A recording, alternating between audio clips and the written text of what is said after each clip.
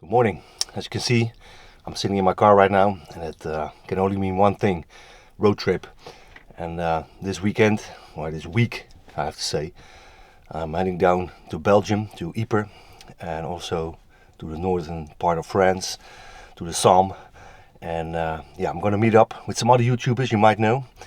And we're going to take a trip and visit all the most important spots of World War One. Around Ypres and in the Somme. And I thought, well, I'm gonna take you guys with me, make a little trip report, and just like I did on the WW1 506 trip, and show you all the things that we are going to visit, and what happens when a bunch of YouTubers decide to go out and visit stuff and stay in a house together. So it's gonna be a lot of fun, and can't wait. So I'm getting on the road now. It's 6 a.m. in the morning. Here I got like 2.5 hours, 3-hour drive ahead of me to the first stop, and that's at Ypres in northern France. So I'm gonna get all the way now and take you guys along, and we'll see what happens.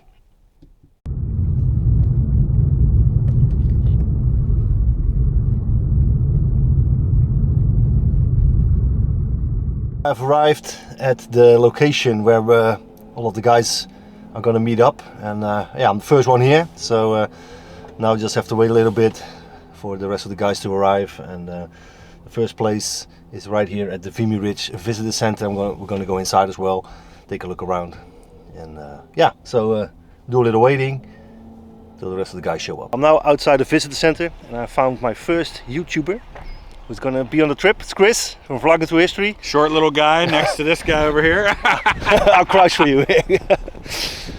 So he's the first, a couple of more coming, and we're gonna take a look around. One thing that Ypres is also known for is mining warfare, and that meant that the Germans and the Canadians, British, whatever, in the whole Western Front, they used to dug mines and tunnels underneath the enemy positions, put explosives behind it, and then detonate it, so attack the enemy from below, basically, because up on the ground it was really hard to make any advances towards the enemy lines, because they were shooting at each other with shells, using gas against each other. So mining warfare gave them an opportunity to attack the enemy without taking casualties themselves. And over here, right behind me, there's a huge crater, and I'll show you right now. Yeah, this is a huge crater. I don't know if you can see it on tape, because it's also always a little difficult to see, because you really can't see the depth. But yeah, it's pretty deep, and that's one of the craters of the mines that blew up. And they would, like I said in the previous clip, they would dug these tunnels, and then they would dig out a big room and stuff it full of explosives, and just set it off, and trying to kill as many of the enemy as possible.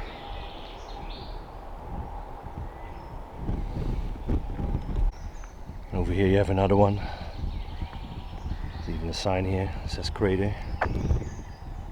Yeah, it's crazy to see all these. The whole landscape is still scarred from over 100 years ago.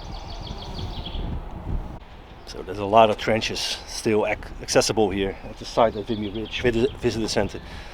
You can see it behind me, and they all lined it up with these concrete sandbags that they made, and that's really interesting to see. You're right on the front line where the Canadians fought their battle against the Germans. And we just talked to one of the students that work here, that they volunteer here, and he told us a lot about the advance of the Canadian Army. And the site that we're in now, they took like this in like 2 hours. They overran this position, and because they were outnumbering the Germans 4-1, and real crazy.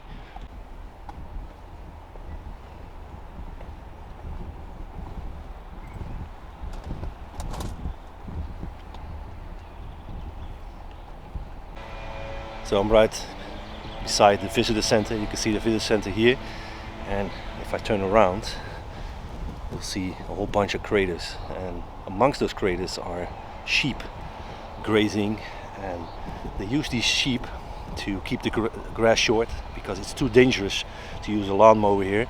You can hear one in the background, but that's not. He's not working at places where still mines and everything are. So there's a lot of shells, unexploded mines still in the ground. So they use sheep to keep the grass short, and they do the same at the Somme as well. And the guy who is in charge of this place, he says there haven't been any exploding sheep here, so that's good. But yeah, the risk is still there that something can blow up, and that's why they use the sheep to keep the landscape clean. And it's a good way, of course, to keep everything intact. Chris and we left Vimy Ridge. It was kind of a disappointment because I think Chris had like 3 videos planned there, and I had a video planned there as well. But yeah, we were kind of stalked by security, telling us we couldn't film there, and we had to get permission, official permission. And we just didn't have the time for that, so we shot some stuff secretly on our phones, and I will try to make a video out of that one. But now we are at a different cemetery, as you can see behind me. It is St. Mary's Advanced Dressing Station Cemetery. It's a mouthful, and it's just by the road. And that's also one of the things that we also do a lot on these trips with all these YouTubers. There are all these stories you can tell about the men on these cemeteries, and that's why we always visit a lot of cemeteries. And there's one special grave here, as Chris is making a video about. Maybe you can see behind him. I'll zoom in. There he is, shooting his video. And it's one of the things that we do a lot on these trips. You can see that the life of a YouTuber is not always that easy. You can see Chris is basically sitting in the brush of this big field to get a great shot. Everything for the best shot. This cemetery has the grave of John Kipling. He was a lieutenant in the Irish Guards, and he was the son of a writer, Rudyard Kipling. I don't know if you pronounced that name right, but he's the man who wrote Jungle Book, that most people know, of course, from the Disney animated classic. And his son is resting here at this cemetery. And right next to him is an unknown grave, and all the unknown graves at the bottom says "known unto God," and that phrase was written by Rudyard Kipling, the father of John Kipling.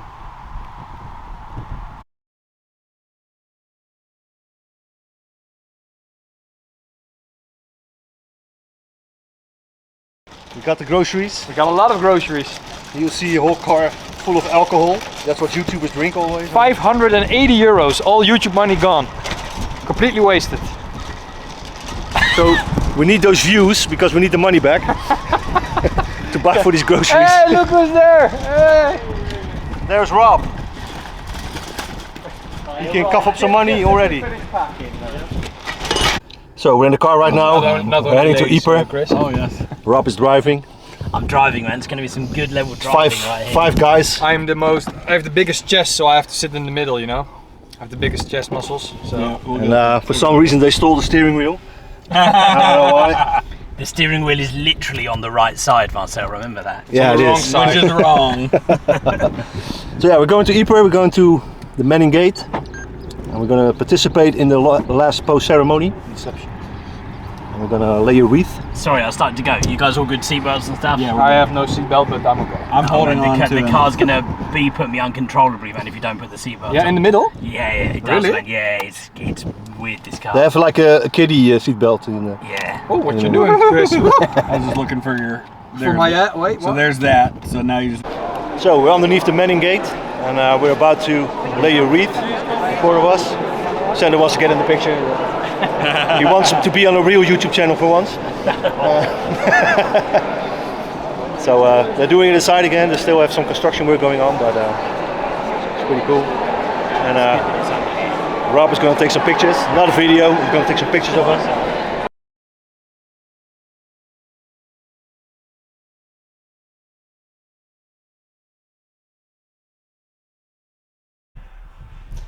Good morning, day number 2 here in Ypres.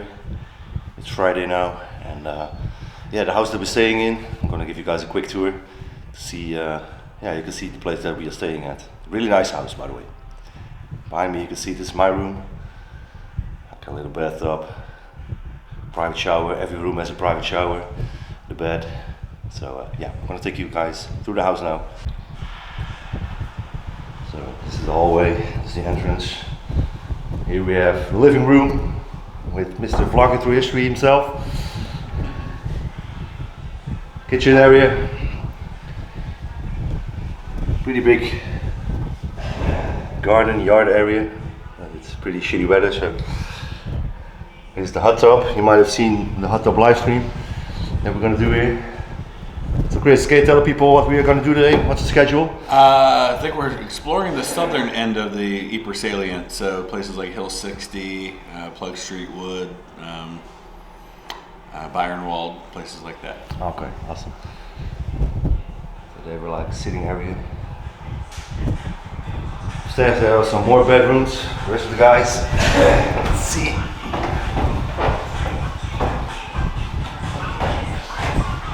You can hear some rap music. That's probably Sander. Yeah. New song from Eminem. Houdini. As you can see, Sander has a pretty nice room as well. Decent size, private shower. Yeah, man. It's amazing, man. Yeah, the pressure on the shower heads is also. Yeah. It's incredible.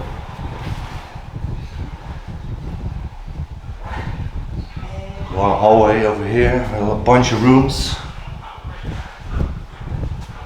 So yeah, this is Chris's room. Sean is here, Rob is here as well.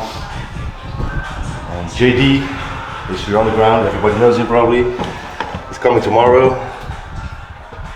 So this is a smaller room. He's got 2 beds, so we can choose what he wants. A bird is guarding the room for JD.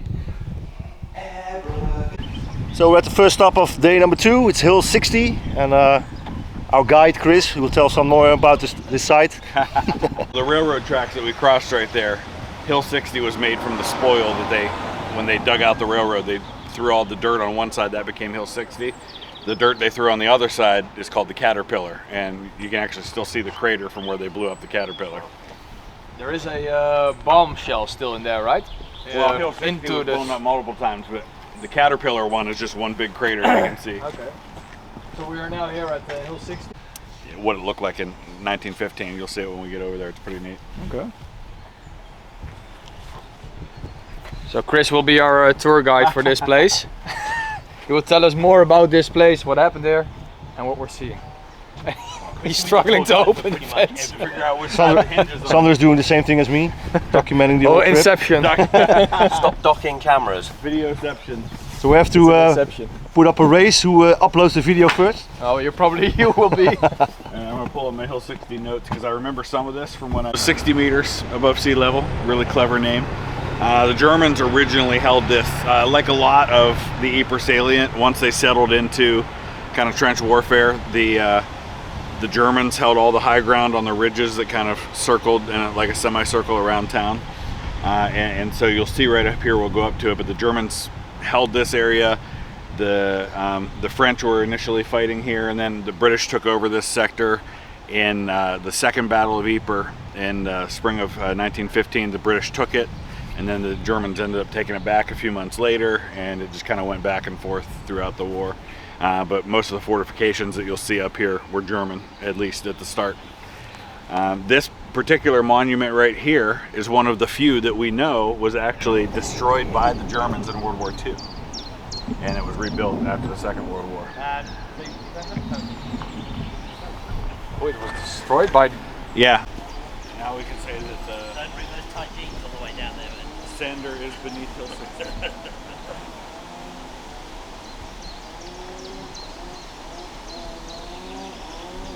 That should give a better perspective, right? Yeah. So here at Hill 60, they did something pretty cool. They have like this inscribing. We described was where the German lines were, and where Sander is standing over there. To each other. and hear each other. Yeah, you can hear him. That's where the German line was. The British line. So that's how close they were. Way too close to French borders, yeah. It's crazy. Here we have a memorial at Hill 60. This memorial was erected for the Australian tunnelers who did all the digging, or a lot of the digging, here at Hill 60 to place the mines underneath the Germans and blow up their lines from below. And the tunneling warfare here was really brutal, and a lot of people died while digging these tunnels.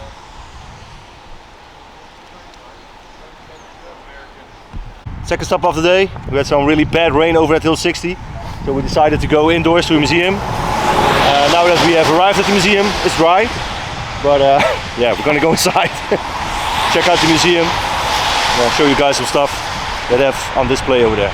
In the Somme. How cool is that? I just don't know where. He was an engineer. 100 years later, the traces from war remain on the landscape that is now the last remaining witness to the conflict. Big vehicles. So here we have a whole collection of gas masks that were used during World War I. Because a lot of people don't know is that there were a lot of gas attacks during the war. So here we have a picture of what it was like on the front lines. You see these two guys, yeah, they're trying to get some rest, or they trying to seek some shelter from incoming fire, and one of their dead comrades is right beside them. You can see this guy here as well. Here's another dead soldier right next beside him. So yeah, you try to sleep over there, and then dead friends or colleagues right beside you. We have in the museum a collection of shells that were used during the war. Just look at how big those things are. Some more on the floor here as well. Here we have some displays about some guys who fought in this area. We have here Rifleman Albert King. This is his gravestone. Over here you can see his personal medals. Same from this guy, Lance Corporal Thomas Lewis. Also his medals and his shoulder board. Second Lieutenant Thomas Stratfield, I think you pronounce it. His cap is in there.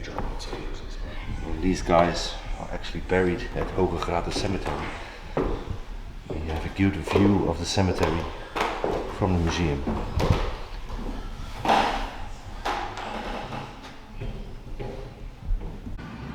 So guys, this was the Hoge Graten Museum. What do you think of it? Pretty cool. Yeah, quite a collection. Really nice collection. It's good. Really interesting, man. Really good. It's set Some up. crazy stuff. It's set up very well. Yeah, As well. I was Like little dioramas. telling Rob too.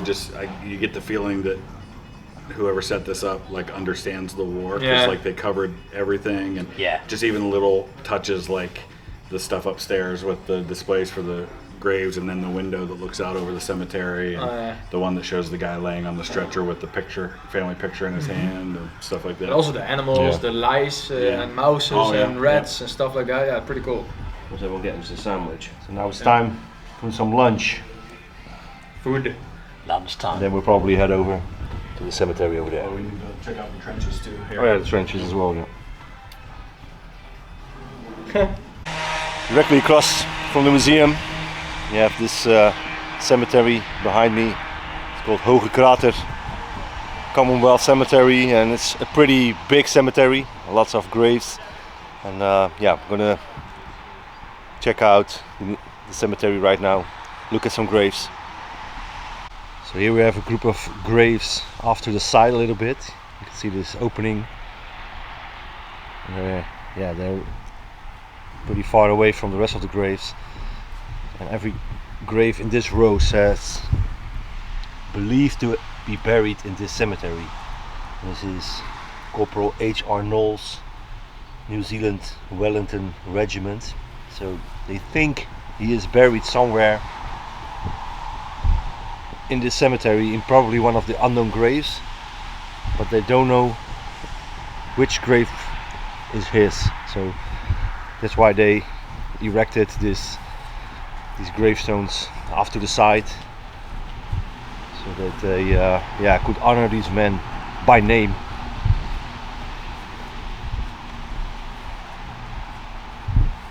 On wood, I highlighted the story of a soldier named Patrick Bugden, who was a Victoria Cross recipient from Australia, and this is his grave here. He, on 2 occasions when the battalion was held up by intense fire from machine guns, Private Bugden led small parties to silence the enemy posts. 5 times he rescued wounded men trapped by intense shelling and machine gun fire. Once, seeing that an Australian corporal had been taken prisoner, he single-handedly rushed to his comrades' aid, shooting and bayoneting the enemy. He kept fighting until he was killed. For outstanding bravery and self-sacrifice, he was posthumously awarded the Victoria Cross November 23, 1917.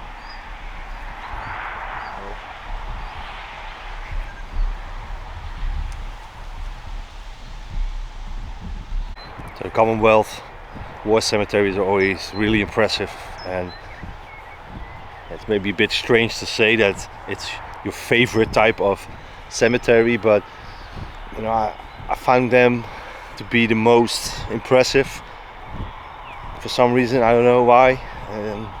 Probably because of the headstones. The headstones are the nicest probably that you will see in any cemetery, and I talked about it a little bit in another video where they have the regimental crest on the headstones, and at the bottom a message from the family that they decided to put on the gravestone of their son or their brother. Or I'll show you a couple of gravestones right now to show you what they look like. So over here we have one of an Australian soldier. Here we have a named one, J.H. Greenwood, Lancashire Fusiliers. He died on October 8th, 1917, age 38. And here at the bottom there is a message from his family. And that's one thing that's not always as good as you probably want it. They always plant these trees or these brushes and flowers alongside the graves, and sometimes they obscure the message at the bottom. So here were a couple of unknowns buried together. Here we have an open one. This is Private G.E. Wade from the Leicestershire Regiment. I hope that pronounced that correctly. October 1st, 1917, age 23, and it just says at the bottom, at rest. And we have an unknown soldier's grave. It just says a soldier of the Great War, known unto God. They basically know nothing about this soldier. And then you have unknowns like this. It says soldier of the Great War from the East Surrey Regiment. So they know which regiment he's from. Probably they could tell by the uniform that he was wearing, but they have no name. Maybe his dog tags or identification tag was lost or was taken from him when he died, because a lot of these soldiers, they were buried at a temporary cemetery or in a temporary grave, and they took the identification tag to make sure that he was registered as being killed.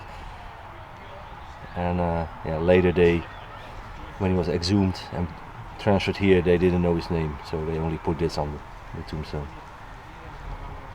This is the grave of Private A. Ashworth, Cheshire Regiment, died October 14th, 1918, age only 18 years old.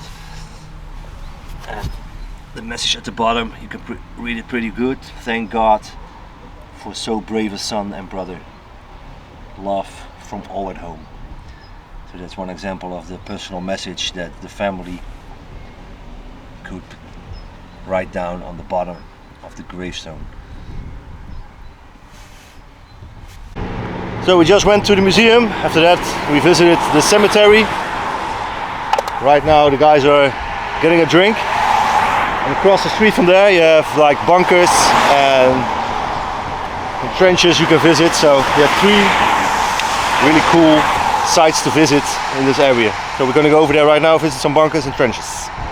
There was a war, almost you could say static war, for almost 4 years. And the amounts of shells that have been fired here, you could probably estimate it that's over 100 million shells. And probably around 1/3 of all those shells didn't go off. So they are still laying here on the ground unexploded. So Third Battle of Ypres launches on July 31st, 1917 with Messines Ridge. The opening bombardment for that battle, just by the British, 4.5 million shells. On the Third Battle of Ypres. Just the opening bombardment. That's crazy. For a battle that went on for months. And that was just one army, just one part of the battlefield. Crazy. Oh, okay. Oh, it is so tight. I can sleep here. Goodbye, Chris. Oh, now my pants is all wet.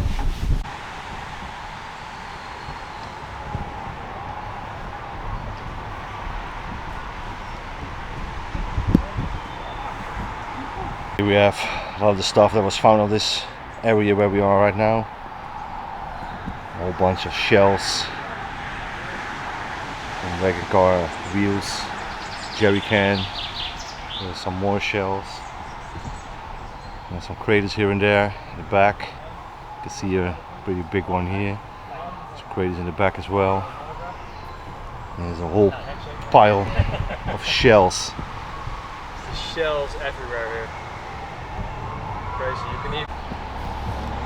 So some of you guys watching might think, hey, it would be cool to go on a trip with all these YouTubers, but this is what reality is. There's always someone filming. And the rest of us are standing around waiting for the guy filming to finish. Hey, there's Marcel from History War Cinema. Check his channel. Here on this information board we have some pictures of what life was like back during the war in this area. As you can see, it's mud and water everywhere. Here we have a tank stuck in the mud. Lots of guys. Here you have some guys doing some digging of the mining shaft that they used to place the mines. Absolute hell on earth. Here we have a trench that was used in this area. I don't think we're gonna go in there. You can see it's flooded with water right now because we have some pretty bad rain last couple of days. And we can look at it from above. It's all muddy and so it goes all the way there. So there was a trench line. And I think I saw some on the information sign that it was German. Morning. Today's day number 3 already for us here in Ypres. Yesterday was a really great day. Maybe you saw, we visited Hoge Krater Museum, cemetery as well. It was great. Visited some trenches that are out in that area. And yeah, overall great day. We went back to the house afterwards. We did the hot tub live stream. Maybe you saw it on Chris's channel. Otherwise, I'll put a link in the description. You can watch it back if you missed it. Today's Saturday. I'm going to be joined by another YouTuber today. I'm not going to tell you who it is, but you probably know him. And got some pretty cool stuff lined up today as well. We're going to Tankard Cemetery, which is, you know, arguably the most impressive Commonwealth cemetery in this area. After that, we're going to Polygon Wood. You know, after that, I think we got some more stuff lined up, but I'm gonna see what it is, just like you guys. You know, I'm not taking care of the planning or anything. We have Chris for that and Rob. They know a lot about this area, and so yeah, I'm gonna ready for Saturday, day number 3 here in Ypres, and yeah, see you on the way. So here we have Sean. He's making our breakfast, just like every morning. Breakfast? Eggs. Yes, Scrambled chef. eggs and bacon. Eggs and bacon. Coffee is running, so Sean's taking really good care of us in that department. I think we're gonna have some good weather today, or good, that's relative of course, but it's gonna stay dry. We've got some. Yeah, I think the sun's due to break through around lunchtime. Yeah, the wind has picked up though a little bit. You can see by the trees. Yeah, as long as it's dry, that's most important. So right now we're at the first stop of the day, Tynecott Cemetery, and we are joined by a bunch of people. I'm gonna ride with JD, so I don't have to sit in the back. We are joined now by JD Hewitt of the History Underground. You probably know him. And yeah, so first stop of the day, Tynecott Cemetery. So we've come today to Tynecott Memorial, and we've got with us the death plaque, often referred to as the death penny, for Private Lloyd Jones. We've also got his victory medal here. So Lloyd Jones was serving just in this area with the King's Own Yorkshire Light Infantry, and he was attacking near here on the 4th of October 1917. During that attack he was killed, and unfortunately his body was never recovered, so he was one of the thousands of soldiers registered missing, and as such he is named here on the memorial to the missing. So that's the name for Lloyd Jones here on panel 109 in the Tynecott Cemetery. So I've got with me the cap badge and the shoulder pin from the King's Own Yorkshire Light Infantry, and this is the memorial to those men here at Tynecott. And I want to point out two in particular. So we have Captain Morehouse and Lieutenant Colonel Morehouse, and the captain was in command of a company very near to where Tynecott is, and he was leading his men in an attack up the ridge when he was mortally wounded. He was taken back to an aid station where his father left his headquarters to go and seek help for his son when his father was killed by a sniper. It's believed that these are the only father and son who died during the battle for Passchendaele, and they died within about an hour of each other. Right now we are in our second stop of the day. It's Polygon Wood, and the whole group we're going to go to a place, and we've got a guide with us. He's going to tell us a little something about it. I don't know what it is, but we'll see. You can see here in the background for me, that's the remains of a German bunker, and yeah, it's basically like a forest. There's a lot of fighting going on here. So yeah, it's Polygon Wood. If you ever want to look it up, want to visit the place, that's what it's called. This side, right? And the Australians came from that way. They would have come from that way, because Black Watch Corner is what, Yeah, over there? Yeah. The cafe's over that way. So when you say Australians, that's 1917. 1917, yeah, you've got the 5th Australian Division here, and then the 4th Division would have been to their left.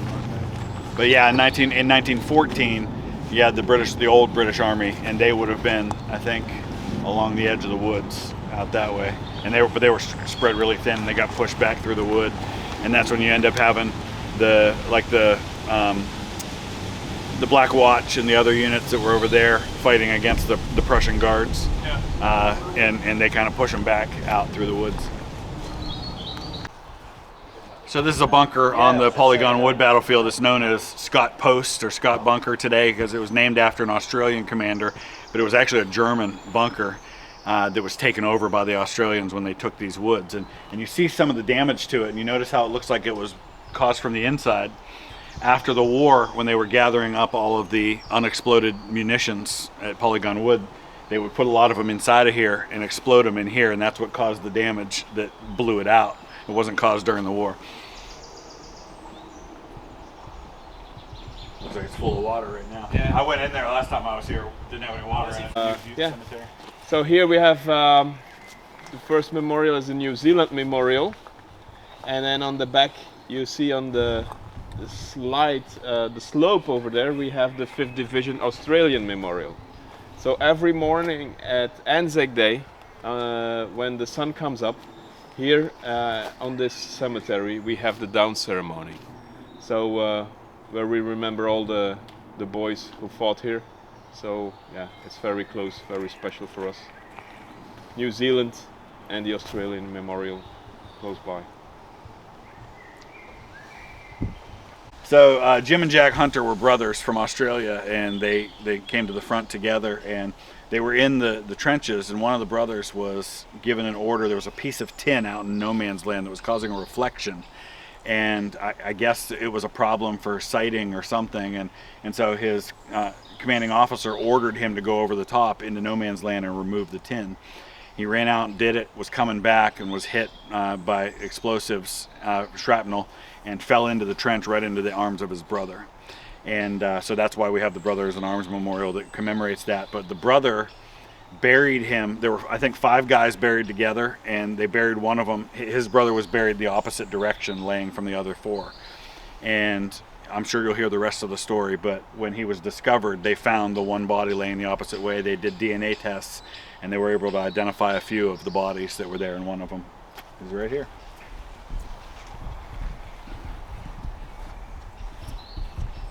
So here at Polygon Wood you have 2 cemeteries. Up to the left is Bute New British Cemetery and a New Zealand Memorial.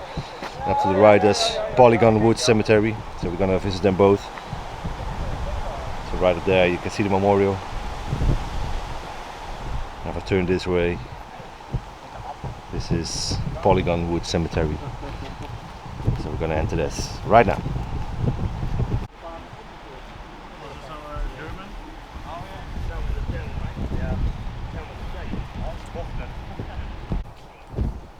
So we're still at Polygon Wood. We're inside the woods a little bit. There's 2 bunkers here. The New Zealand Army. So how deep would these bunkers go? Yeah, you could stand up and underneath it. So Over here we have bunker number 2. So the other one is pretty filled up. I think this one is more open, right? yeah, still pretty full. Yeah, it is. Really well preserved though. Yeah? I've made Okay, we're here at the restaurant The Draven, and I know the owner of this restaurant as well as my friend Yuri, who invited us here. And on top of the restaurant here, he has his own private museum, his own private collection. So it was really nice of them to let us come up here and just show everything that's laying here. So it's pretty cool. This restaurant is, by the way, next to the Polygon Wood. So if you ever come here and you are hungry, go to this restaurant. Yep. Like for me, And I'll show you guys now some pieces they have on exhibit. 2 people. So there's like a pickle haube over there. All sorts of gear, Really cool, eh? pistols. You recognise those coins? Recognize those coins? Oh, they're the same. You now have one. Oh man. Yes. So Sean brought us, all of us, some of those coins he found. Where did you find those coins? I did a house clearance in the UK, and they were just left in the house. So I sifted through them all, and I got thousands of coins dating to the late, like 1860, I think, is the latest I have right through. But a bunch of them are World War I right into World War II as well. So I cherry picked some coins to give the guys as a gift. So. Oh, awesome. And now they have them on display here as well. So here at the museum they have a samples mortar. And here have the guy who was named after. So we found 2 of these. We found one just near Sayre, and then one a little bit further south towards Beaumont Hamel. Both roughly in the same area, but 2 of these Stokes mortars. Yeah, they were originally called Stokes mortars, but Rob keeps finding them, so we renamed them to samples mortars. Break the collarbone. Snap the collarbone. Yeah. I don't put them on. Some bayonets. Just show Eric stuff. Which is also half your stuff. Yes. Here we have a whole bunch of stuff that was dug up from the battlefield. You can see a rifle, Gran Turismo, right? all rusted up, British helmet. That's going to be opening up, like, in my town. Oh, nice. Yeah. So the town where I teach. We are now at the German War Cemetery of Langemark. And we're gonna have a look at some German graves. So they made like this corridor with some screens where they show some footage. There's a lot of writing here where they tell about the history of the sprint. And here you have a picture of one of the victims of the gas attack. You can see he was foaming at the mouth, so that's a real brutal way to go. So I've now entered the cemetery, and you can see pretty much from the start that this is way different than a Commonwealth cemetery or even an American cemetery. There are no crosses or no upright headstones. They're all like these plaques on the ground, and almost every plaque has multiple names on it. You have like 7 guys. This one the same. It doesn't mean that there are 7 guys buried beneath this plaque, but what they did was they dug trenches and all the bodies were buried in these trenches. So when you take this grave, yeah, there's like 7 guys in this direct area of this marker.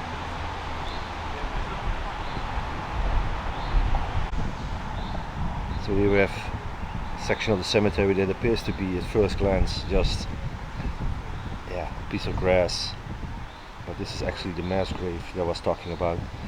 There are 25,000 soldiers buried here in this section alone, and it's not even that big. I think it's like 20 meters by maybe 8 meters wide, I don't know. So yeah, it's crazy to think there are 25,000 people buried in this small section of the cemetery.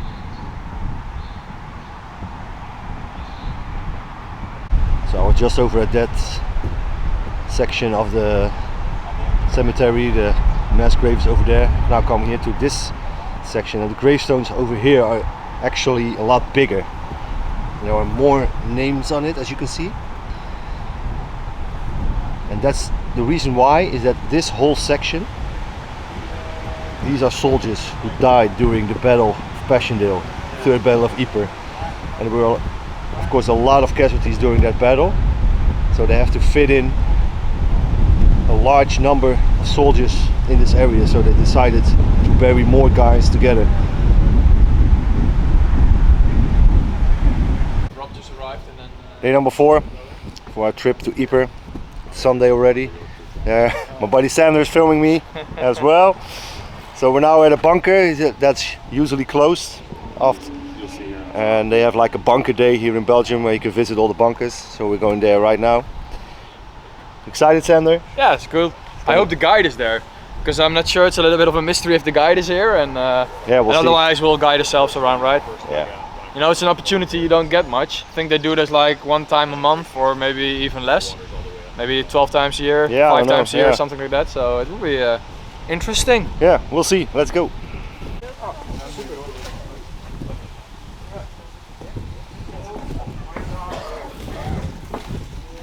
So I'm now going inside that bunker. Yeah. Hope you guys can see it.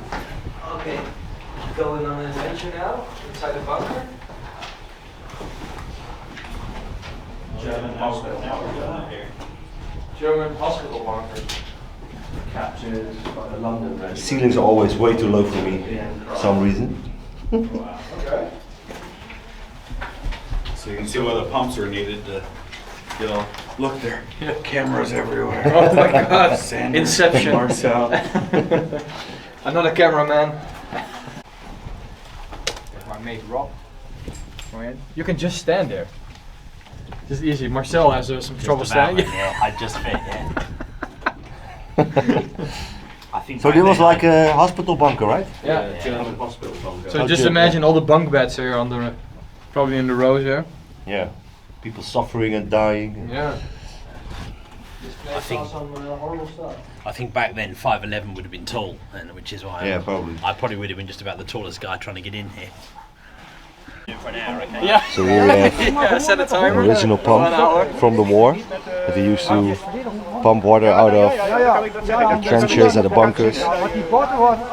Because yeah, back in the day during, let's say, the third battle of Ypres, we had lots of rain, so all the trenches would become flooded. And they used this pump to clear the trenches. And they got it working again. Those are original pieces of it? Yeah, the original pieces. Even the box is original. Oh ja. 6000 liter? Oh, now it's getting a little bit more. Ja, maar dat is best veel. Oh ja. Tot een pompje. Ja, hè? Ja, best veel. Now it's getting a little bit more. And now you have to do it the whole day. Yeah, 24 hours. Oh, that's crazy. Soldiers have to do it about 1 hour. Okay.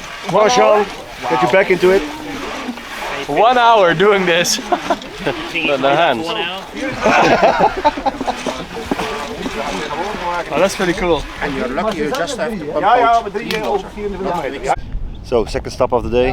We're now at the site of the Christmas truce. And this is where in 1914, around Christmas time, we know for a fact that here in this field opposite from me, there was a football match, or a soccer match if you're American, between the German forces and the British forces. And I made a little memorial here to commemorate that. And there are some mock-up trenches and some cemeteries as well. So we're going to go there right now and check out this place. The British frontline trench in 1914 would have been probably about where that tree is. Would have run from left to right along here, and then down where the road curves around, the trenches, the line curved around. And there's a house down there is where Bruce Bairnsfather stayed. He was an artist, wrote for, like, you know, illustrations for newspapers and magazines, things like that. And he was here and wrote some pretty detailed accounts of the Christmas truce that happened. And the German front line then would have been out toward where those buildings are. So no man's land would be like between this tree and those buildings. And that's roughly over a little bit to the right, kind of towards those trees, is where the we know for sure that there was football that went on Christmas, because Bairnsfather wrote about it. So that's one of the sites we can say absolutely for sure it happened right in this spot. And so that's why the memorial ended up right here. So yeah, like I said, we just arrived here. The whole band is back together. And yeah, if you look in front of me, there is the memorial that got placed down by the UEFA. So to you're just. I got it you're on distracting film. I got it on film. To what? To what? So yeah, to as you can see, a lot of banter going on with these guys. Here in World War I during the getting the ball. So here we have a memorial. I think yeah, it was erected by UEFA, and people bring footballs over here pretty cool. You can to commemorate see, the football match that happened here, or the several matches that happened here between the British and the German forces. Original trenches were all the way over there and up here. Jokes aside, would one of you guys be up for filming? Because I want to tell a story Yeah, that sure. then my boy can watch it in the future. So, Yeah, sure, of course. so let me put this down over here. We'll send you the footage as well. Thank you, man. So, we come to the football memorial at the site of the Christmas truce, and what we did, they have here a place where you can kind of pay your respects by laying a football, and it's the Euro Championships coming up in 2024, and I'm saying the year because there's a good chance that my boy is going to watch this in the future. He's only 4 years old right now. Him and I bought this football, and we played football with it together at our house in our garden. We're the only two people who've ever played football, so myself and my boy Jake, and then we bought it here. We wrote on the side, Rob and Jake. We put May 24 because it's the 2nd of June today, but we played with it in May, and then we're going to lay it here as a sign of respect, and in the future hopefully he'll watch the video. So Jake, when you're old enough to watch videos on YouTube, we did this together and we're going to lay it here. Here we go.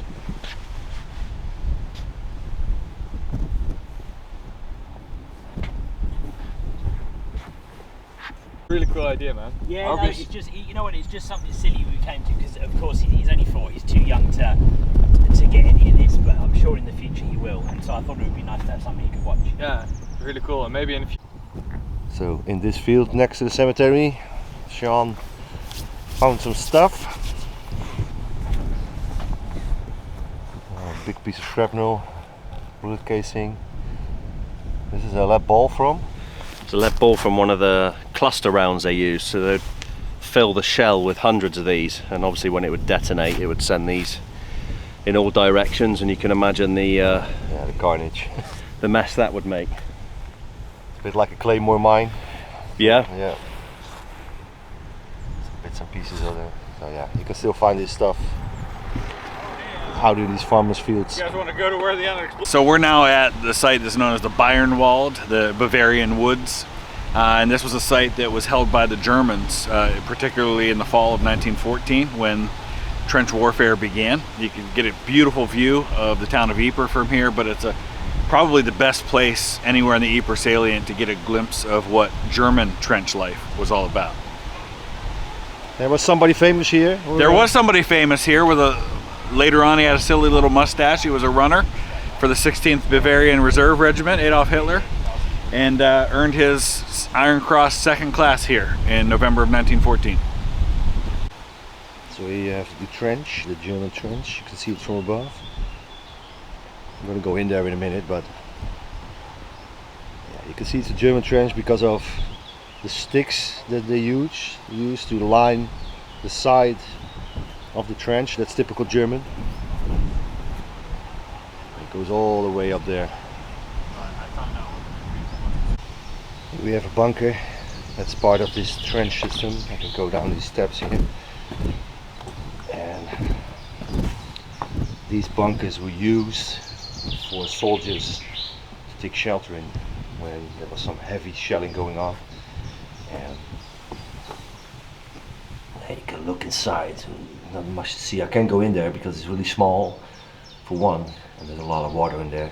So yeah, I can't go in there, but the inside of the bunker was not allowed to be higher than 1 meters and 20 centimeters, and that was, so they only used it during the big shells, when the big shelling started. And the German leaders feared that if they made the bunkers any bigger, men would constantly be hiding in there, and to make it only 1 meter 20 centimeters high, it was really uncomfortable to be in there, to be crouched down all the time. So you know, that way the soldiers will always get out of the bunker once the shelling ended. And they said that the aim should always be to win over the British positions, not just stay here in your own trenches and in your own bunkers where it's, you know, relatively safe. The aim was to cross no man's land towards the British positions and take them, and not stay here in the relative safety. So yeah, that's why they limited the height of these bunkers.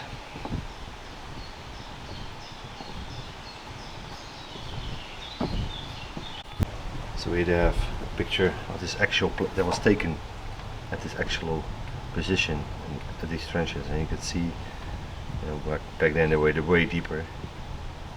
You see some soldiers looking across no man's land.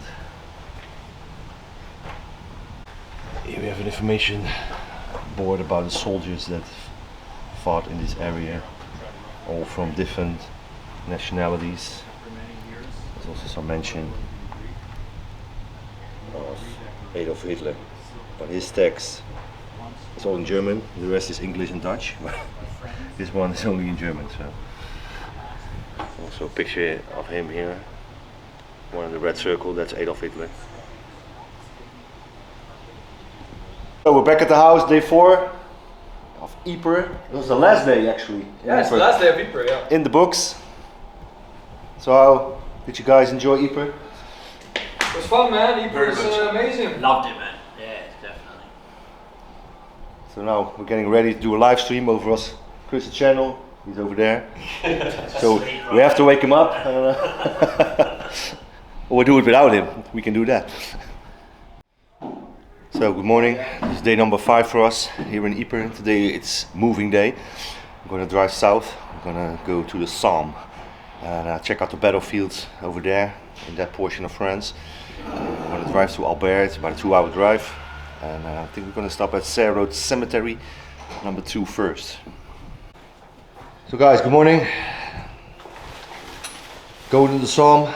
To the Somme. Excited? Yeah. It's I'm always hesitant using the word favourite when it comes to places like this, but the Somme is my favourite of the Western front. Most interesting.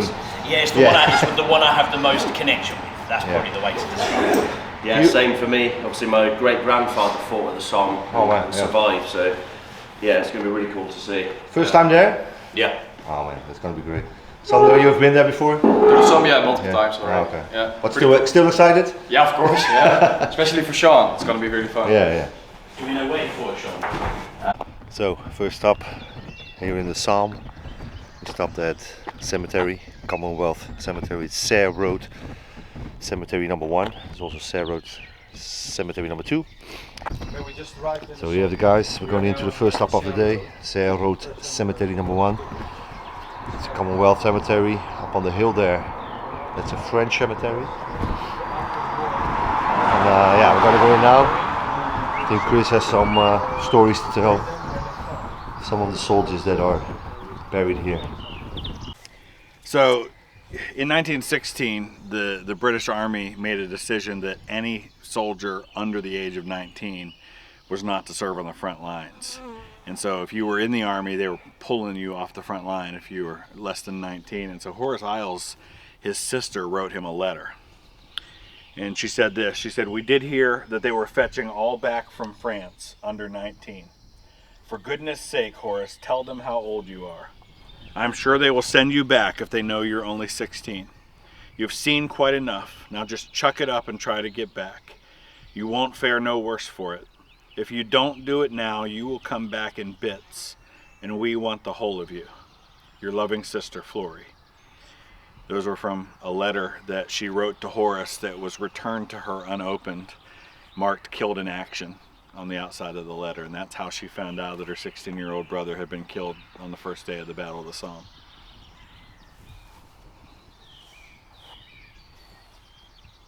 That's just insane, 16 years.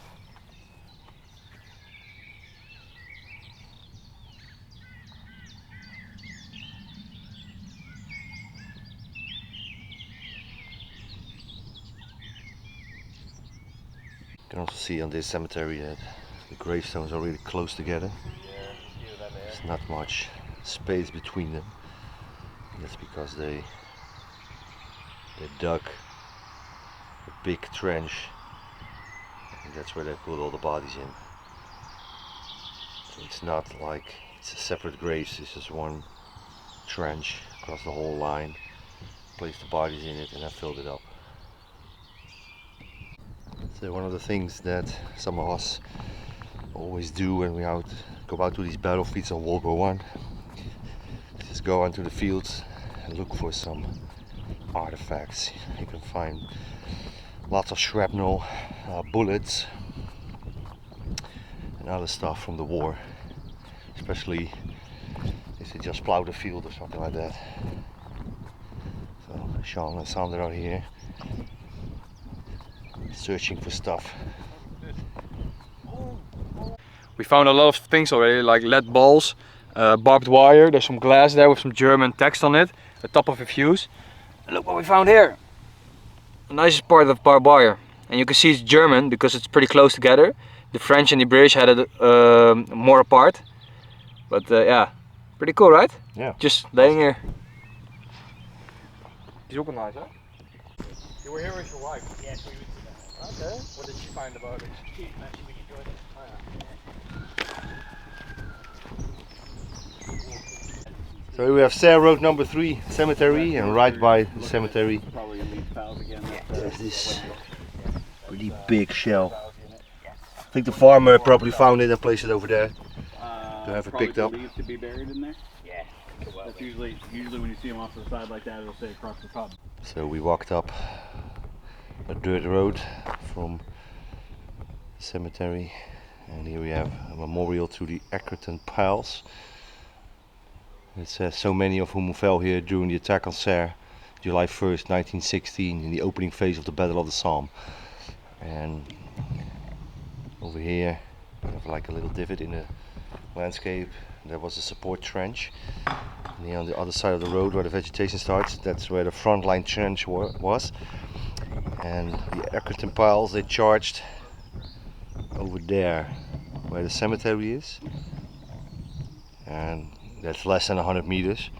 And 600 soldiers of the Accrington piles lost their lives in like 20 minutes charging that short distance to where the cemetery is. And yeah, that's where they were buried. Or a lot of them were buried, not all of them.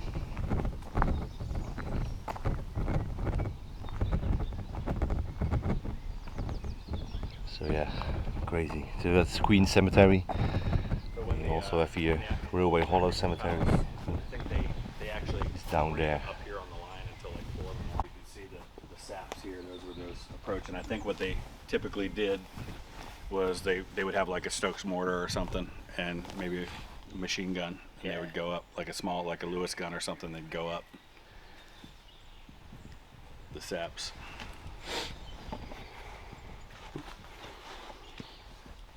As well. It's crazy. Just for a good reference, should I stand in it? Oh yeah? Because on camera you don't really see how deep it is. It's a big crater. Yeah, so we're behind the British lines now, and this whole area was shelled by the Germans. Yeah. And we have a huge shell here, shell crater. So Sandro has volunteered to go in. I'll go in. If you film with my camera as well, two-handed. Yes, I can do that. I got my Nikes on, so I hope I don't slip. You'll be alright. If not, I have a camera, so good for the blooper reel. Oh, this was not this was not the best idea. I don't think on camera it looks that steep.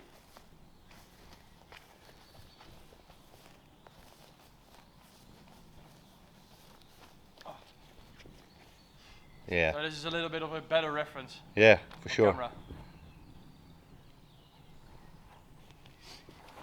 Now to get out. Yeah. Go on this side. Action. Action. So we are. What? Lancashire.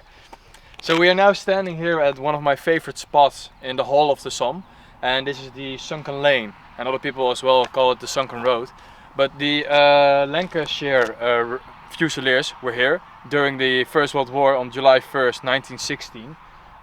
They were set up there in this, yeah, literally what the word says, Sunken Lane, and they needed to go over the top to get that German position that was over there in the tree line across the field. So yeah, on July 1st, 1916, they went over the top, and they didn't came very far, like 100 meters, and they were almost all of the whole regiment was dead, of the 2 companies that were here, by the way. And yeah, you can see there's a cemetery where Sean is now walking to, in the middle of all the fallen soldiers who are sitting in there. As well, there's a few German soldiers laying there on the British cemetery as well, which is kind of weird. There's some footage of the guys who went over the top, right? Yeah, I have some footage. I can send it to you.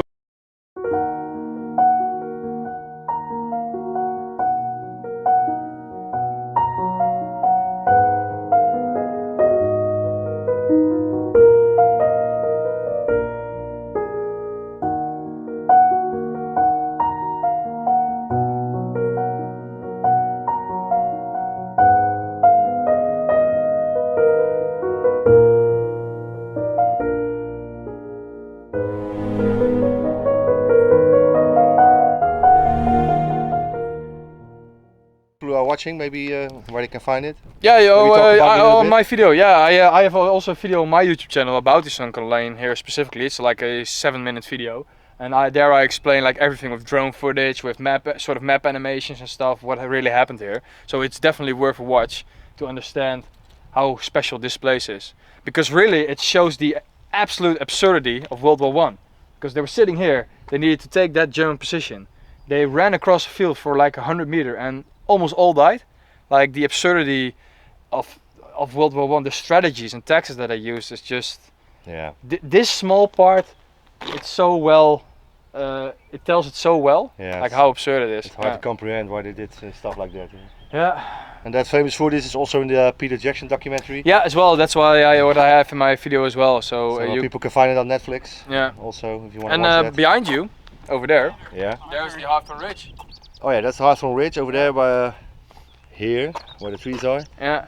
And they set off a huge mine. You can also see that in Sander's video. I will put a link in the description to that video. Oh, What's wow. this? Oh, Chris Cool. found something? Yeah, top of below at the bottom of a fuse. That's really cool. And you see, this isn't copper. Oh, it is copper. Yeah, it is oxidized. Yeah. Copper. Yeah. So bring it, and then we can clean it later on. Yeah. You just So that would have been what, in between the fuse and yeah, the and rest the of it? shell. Well, so Chris, what did you find? So here we have Sander in the field. He always loves going to the fields, look for relics, and yeah, you know, we walked in a couple of meters and we already found some stuff. Barbed wire, bullets, these little lead balls which they use in shells. You can also find them. Stuff is everywhere. So Rob is going off in that direction, and to his right we have a cemetery, one of many in this area. They're all over the place, and I'm gonna walk behind this ridge. I can show you a little bit. So in the previous clip, that's Hawthorne Ridge. They set off a huge mine there. Yeah, I'm gonna have to take a look up there. Information board where they tell some stuff about Hawthorne Ridge, what happened here, and here you can see the actual mine exploding. There's some moving footage on it. It's in Sander's video, which I'll put a link in the description of, as I told before, and you can see it exploding. So now I now made it up to Hawthorne Ridge, and this is where the mine was exploded, and you can still see, I hope you can see it on video. It's pretty hard to see that, but yeah, it's clearly, you know, slopes going down, huge craters left behind. There's a walking path over there, so I'm gonna go down into the crater. Walking into the crater now.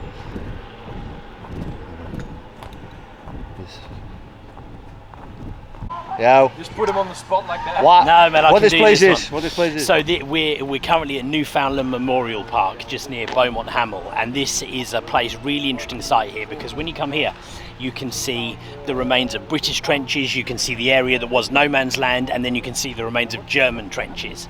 It's one of the few places around the Somme, in fact probably the only place around the Somme where you can see it literally laid out in that way.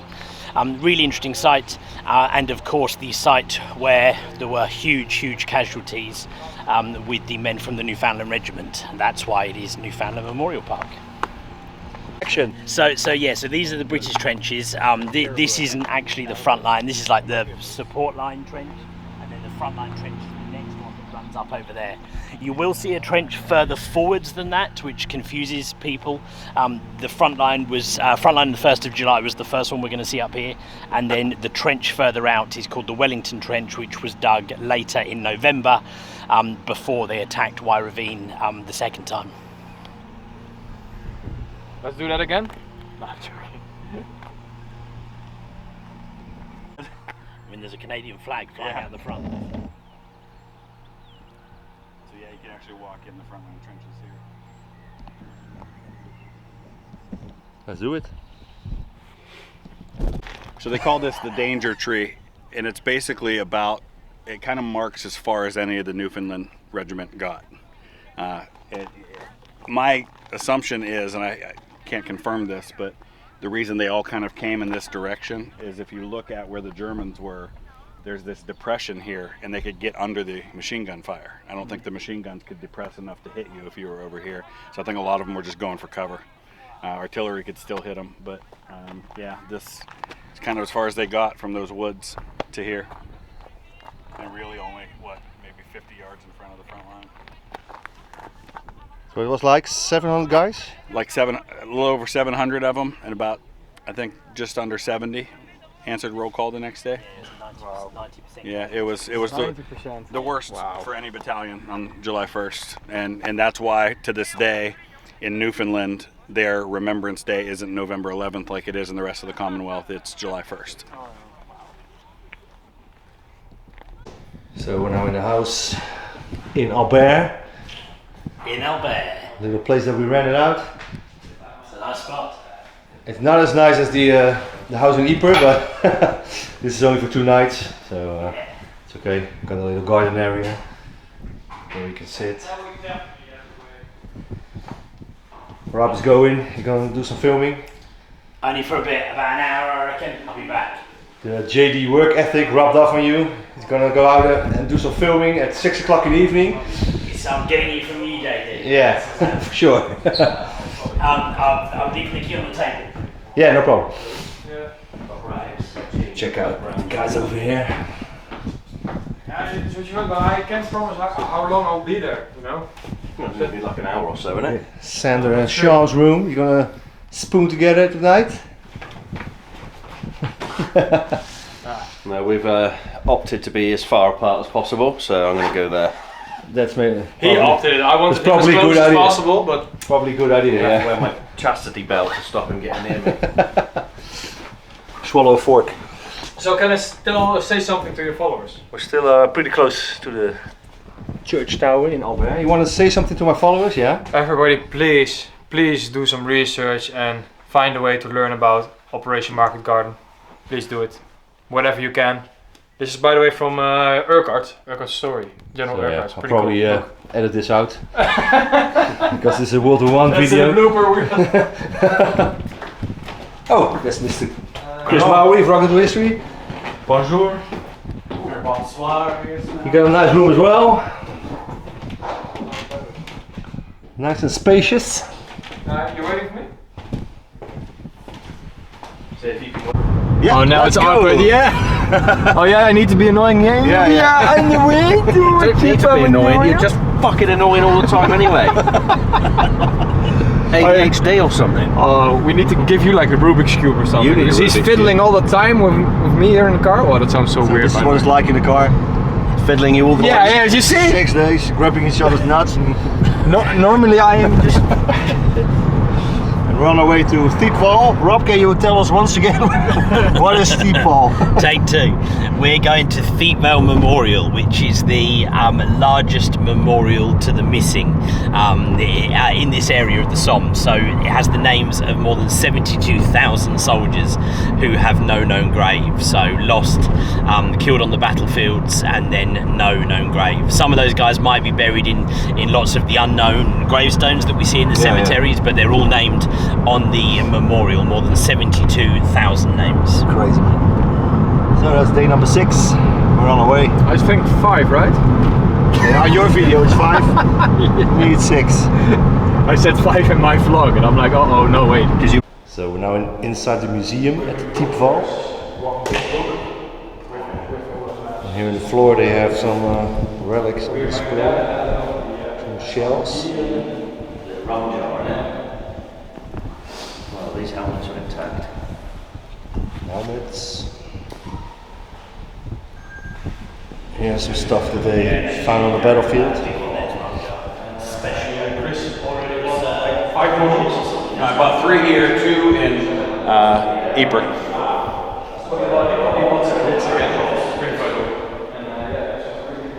So here we have the shells with the lead balls in it. Yeah. And Sean has quite a collection now of those lead balls. He won't give any of them to us, but Much more over here. oh yeah. Oh. Hey Sean, I found some more. Sean. So from the memorial, from the museum, it's a small walk up to the memorial, and here it is. Here you can see Chris walking up. You can see how big it is. Huge. Oh shit! Look at all the names, man. Look how big this thing is. This entire panel right here. Huge. It's just half. So like Rob said in the beginning, there are 77 1,000 names of this memorial, and yeah, you can see it right here. It's everywhere. All these white sections, they are inscribed with names. So right behind the memorial to the missing, we have the cemetery. To the left are French soldiers. To the right, the Commonwealth with the cross of sacrifice in the middle. And you have an amazing view over the valley. So I'm now walking on a pathway along Lochnagar crater. This is probably the biggest and most impressive crater here in the Somme area. I'm not going to show you the crater just yet. Chris is going to tell us a little bit about the history behind this place, what happened here. And then I'm going to show you the crater. Just hope yeah, that it shows on video, because it's always difficult to see the depth. But if you're standing here, it's crazy. So yeah, I hope it shows. I'm going to find Chris now. He's going to tell us a little bit about what happened here. So here at the Lochnagar crater, we're at about the position of the German frontline trench, which would have run along this way. And there was a major kind of fortified area called the Scots Redoubt that was off in the distance there. And the division that was attacking here, you had the 10th Lincolns on our right, and next to them were the Royal Scots. And what happened was when the bomb exploded, the mine exploded at 7:28, the attack was supposed to go immediately afterwards. But the guys on the 10th Lincolns, these are new soldiers, these are PALS battalions, they haven't really experienced much combat. They waited because they were afraid of falling debris from the mine. So they held off and they didn't start advancing. Well, the Royal Scots on their right did advance. And so as they advanced, they got exposed to enfilading fire by the German machine guns.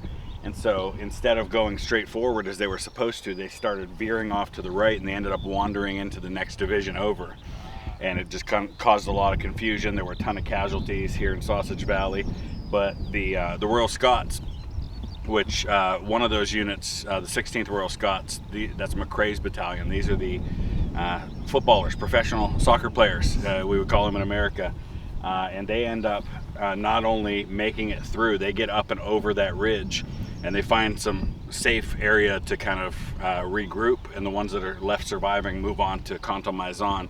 It's one of the furthest advances that any of the British forces make on July 1st. So that tree line. So now I will show all of you the crater, and yeah, like I said, I hope you can see it. It's insane.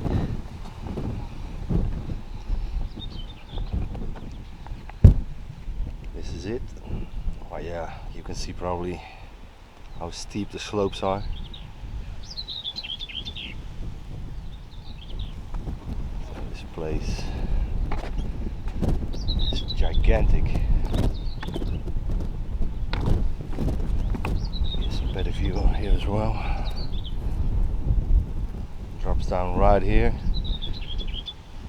Just all the way around. It's all part of the crater.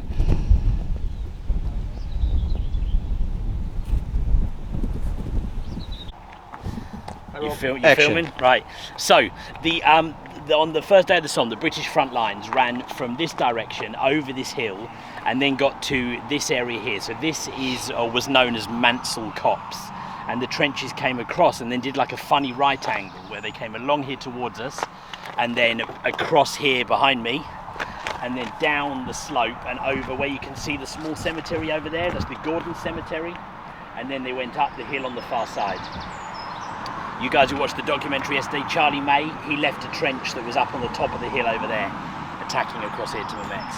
And this trench here is where the 8th and 9th Devonshires were. They attacked from a trench right here, and they had to go across this valley. So you see how the land like opens up and slopes up the other side. Yeah. And when we get into the cemetery, you'll see, we'll talk about Captain Duncan Martin, who before the battle here, he talked about his reservations. And in fact, he made a plasticine model of the battlefield to kind of demonstrate to senior officers, look at based on the land and where we're going to attack from. And he picked out a specific machine gun in a place called the Shrine, and he felt that with this valley, that machine gun was going to have devastating effects. And that machine gun was based, if you look across, you can see the farm buildings just slightly to the right of the farm buildings, there's some trees that say cemetery. It's the civilian cemetery of the Vets, and the machine gun he was talking about was based.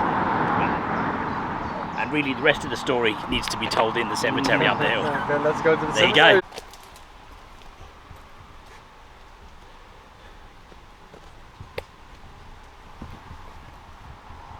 Action. I was barely ready. Go on then. Right, okay. So the guy who we were just talking about with the plasticine model and the prediction of the what could potentially happen here. So first day of the Somme, the trenches ran along this tree line and then took a right turn and went along the length of the cemetery that we're stood in right now. Now there was a massive build-up of guys who came into this, of course, in preparation for the attack. Now the Germans noticed that, and so they put down artillery fire onto the British frontline trench. Because of that, the decision was made that the guys should move back and attack from their reserve line trench. So they left a trench that was up here at the top of this mound, and you can see how it slopes down towards us. Now, of course, if you remember at the time, these trees weren't here. So when those guys left that reserve line trench, they had to come down this slope in the open with the German lines on the other side of the valley. And during that attack, Captain Duncan Martin, exactly as predicted, was killed by possibly machine gun fire, possibly from the machine gun he predicted, or maybe from rifle fire. But Captain Duncan Martin was killed before he even reached back to his own frontline trench. So he was killed somewhere out here in the field behind us. And his grave is here in the Devonshire Cemetery. Captain Duncan Martin.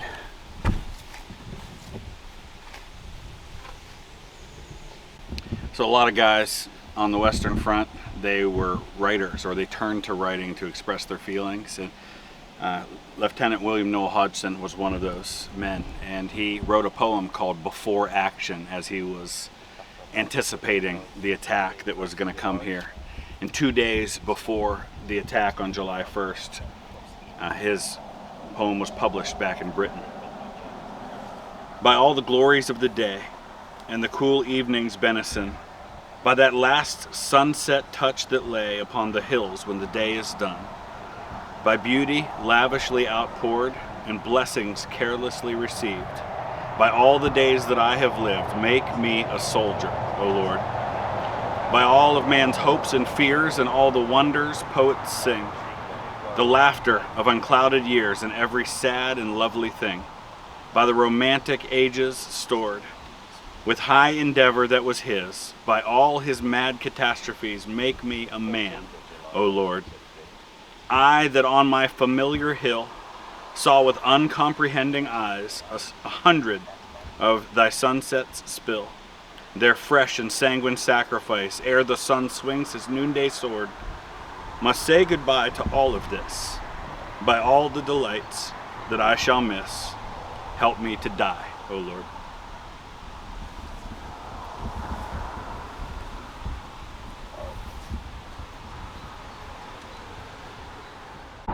And I've come to another cemetery. I've seen quite a lot of those on this trip. This is Danzig Alley British Cemetery. Quite a few cool stories here.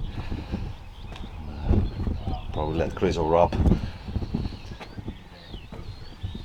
tell some of those stories because they know them way better than I do.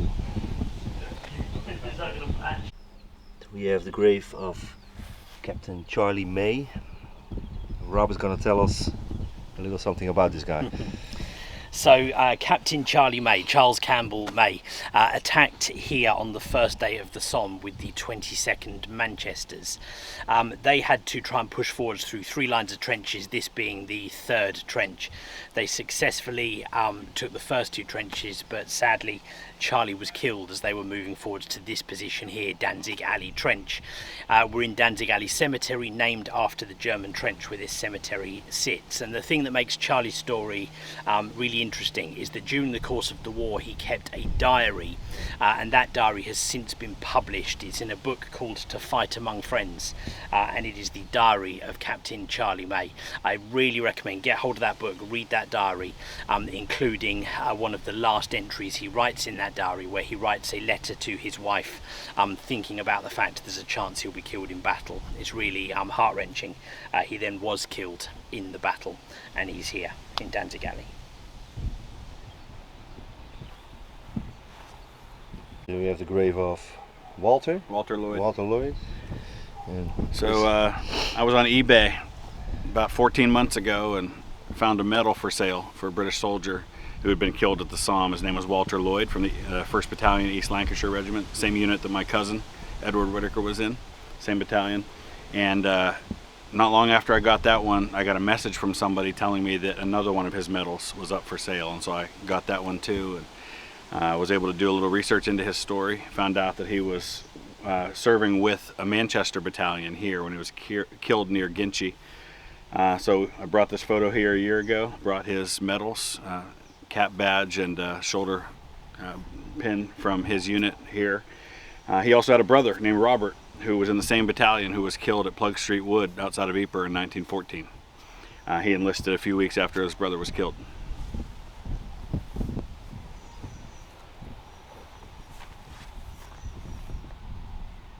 Here's my boy Sander.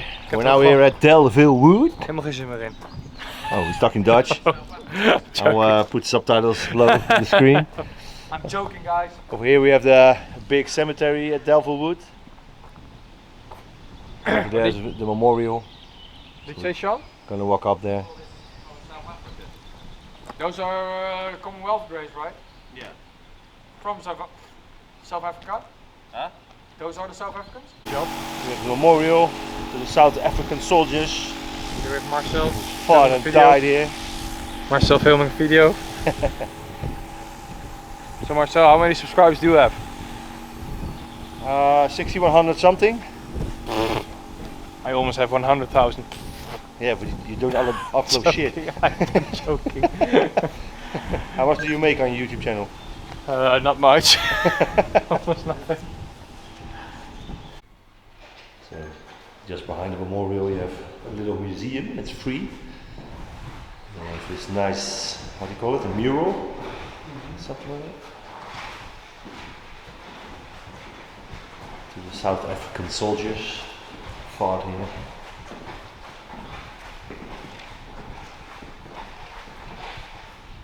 I have some uniform here, that's pretty cool to see always. The 6th South African Infantry service dress. That's pretty cool.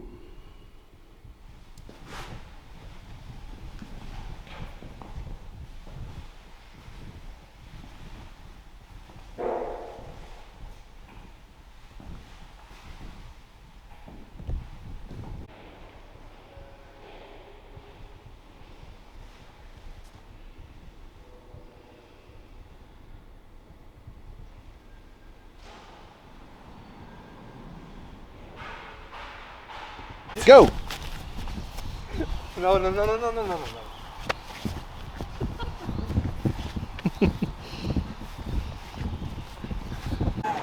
So we're at the supermarket. This is What's the point? It's a waste of glass. Because you open it and sniff it and it's gone. it's like baby size. Get that away from me. Guys, What the fuck even is that? we've got a Brit here with us and he needs beer, so.